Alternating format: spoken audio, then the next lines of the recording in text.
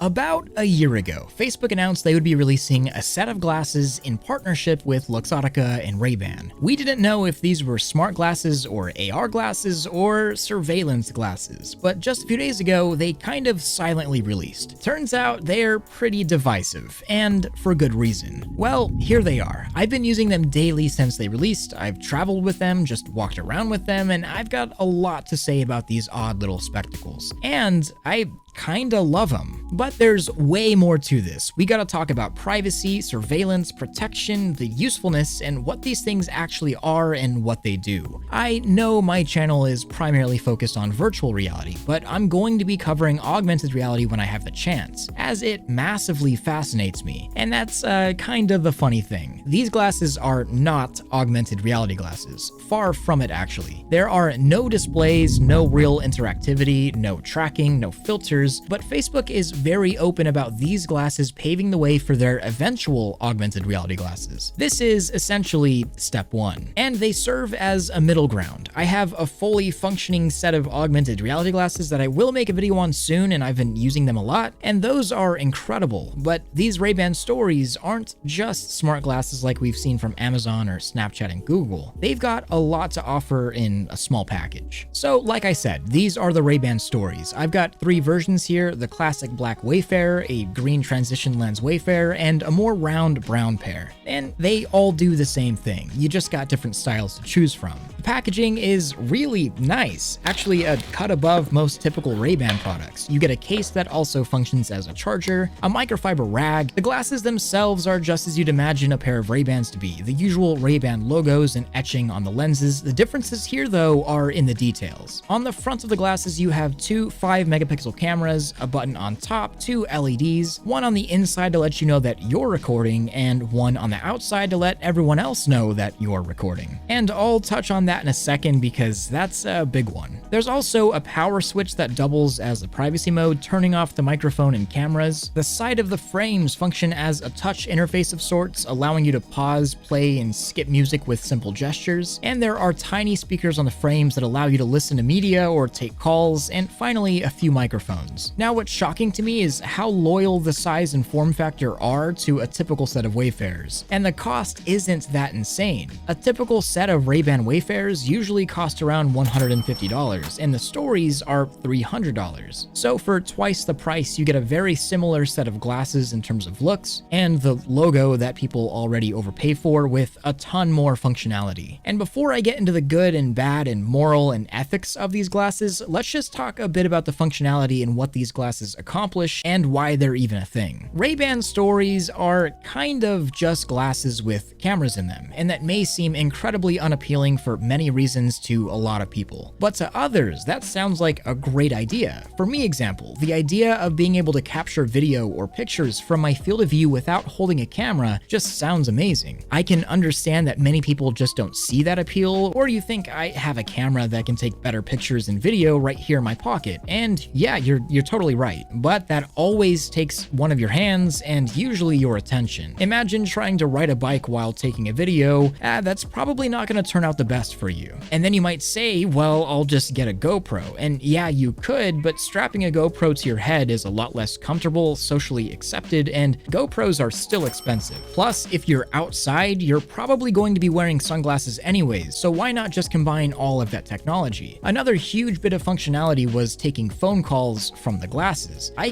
can't even remember the last time I took a phone call the way a phone was meant to be used. Well, the Stories take that to the next level. Even though it may freak people out when you're walking around and talking to nothing with no headphones in, taking calls from the glasses is really amazing, and I do really enjoy it. And then there's listening to music, which I don't really do that often because the speaker quality here is not amazing by any means, but it is capable of it. There's also some smart assistant features here, like you can say, hey Facebook, record a video, or Facebook, take a picture, but I don't think you'll catch me in a million years actually saying that in public. It's a little cringe. Now, after you've recorded video or taking pictures, you can use the new Facebook View application that allows you to transfer all of your videos and pictures to your phone, and the app is pretty good. You're also able to very clearly set where your information is stored and how much data Facebook is allowed to see, and directly from the app, you're even able to request a full file of what Facebook has on you, essentially, which I found really interesting. I've seen a lot of sentiments where people assume Facebook is recording all of the time with these glasses and have access to all the pictures and videos that you take, and to be honest, you're kind of half right. Facebook clearly states in their privacy policy that they are collecting metadata, or time and date of each recording, and general statistics like how often you use the app or how long your average recordings are. But this isn't that crazy. Snapchat does the same thing, and so does Google and Apple, so they aren't really doing anything out of the ordinary here. And yes, you can choose whether or not to share more data, and I've picked no, of course. The photos and videos are then stored locally on the glasses with 4 GB of storage until you upload it onto the app. By Facebook TOS, no, they do not have direct access to your photos, and no, the glasses will not record on their own, and they don't record 24/7. Now, after using these for the better part of a week, let's talk about the positives before I get into the negatives, because, oh man, I do got some negatives here. The video quality isn't that bad, and motion smoothing was very good. If you've ever captured, say, VR footage, you know how much the head moves around and shakes, so this super smooth footage was pretty impressive. The dual 5-megapixel cameras do a pretty good job of adjusting to different light conditions. I mean, don't expect any crazy fidelity with these things, but they don't look half bad. The microphone works plenty fine, I didn't have any problems with people hearing me, and the build quality is just about on par with how most Ray-Bans are. Pretty good quality glasses. The speakers, though, at low to medium volume were surprisingly good. They remind me a lot of the Bose glasses, but lack a lot of bass, especially at higher volumes. And they're totally open back, so everyone around you can hear exactly what you're listening to if it's too loud. I don't use, and I probably won't use, the Facebook Assistant, so no comment on those really, but let's talk about the negatives. Recording video on these glasses is really fun, but there's an annoying 30-second video capture limit. I would record for far longer, and I wish I could, but 30 seconds is all you get. Facebook says this is partially for privacy and partially for memory reasons, but compared to Snapchat Spectacles, where you have a 60-second limit of recording, in my opinion, 30 seconds is just far too short, usually missing the actual action of what you're trying to record. Also, the recording resolution and aspect ratio are not standard, and I wish that they were. I just want to record 1920 by 1080 video and a standard 16 by 9 aspect ratio. In addition, I see a huge potential for cool 3D content to be created with these glasses. I mean, there are 2 cameras, and I would hope for, or at least expect, a 3D capture mode. Once again, similar to Snapchat Spectacles, it just makes sense. Even if few people use it, there are 2 cameras. And all of those things I think can be updated and changed in the future with software updates, but they also could never come, and the recording limit seriously hampers any real useful work being done with these glasses, at least in a video standpoint. Another thing is the battery life really isn't that great. If you're taking video and pictures and using the speakers and connecting to the phone a lot, you can expect that to drop to 2 to 3 hours, and supposedly a full day of being on standby. Now, I fully understand the battery is likely the largest part of these glasses, and it had to be kept very small to maintain the form factor, but 2 to 3 hours left me with a set of dead glasses when I did have something cool to record. So let's talk about the concerns of these glasses. Google released Google Glass about a decade ago, before completely canceling the project in 2015 due to poor adoption and concerns from a lot of people. A lot of people found the idea that everyone walking around with cameras 24/7 on their face really unsettling, and I completely get it. If someone walked up to me and put a camera in my face, I wouldn't be very happy either, and I'd be even unhappier if that was a Facebook camera. And I've seen a lot of sentiments about a surveillance state constantly having cameras everywhere, and it sounds very dystopian and gets a lot of people really upset. And for good reason. I don't want to live in 1984 either. But a lot has changed in society over the past 10 years. We almost all have phones with multiple cameras on them. You walk into a supermarket and there are hundreds of cameras everywhere watching your every move. Freaking Teslas and cars have a litany of cameras all over them, and even some cops wear a camera 24/7, that one probably being for the better. And I think this comes down to respect. I've been wearing these glasses almost every time I'm out, and legitimately no one even knows they're smart glasses. And that's kind of a small problem. They look nearly exactly like a set of normal Ray-Bans, and to me, the recording LED indicator on the outside doesn't scream, "Hey, I'm recording you," like holding up a phone does. I do wish it was, instead of a small white LED, it was a flashing red LED or even a green one, but that's possibly a small nitpick. Just like with anything, these glasses can be used for the creepiest of things you can imagine, but they can also be used for some great. Something as simple as recording something cool you see or making content like what I'm going to use them for. But walking through airport security, which yeah, that's how incognito these glasses are, airport security actually let me through security with them on. I got a full pat down and it hit me.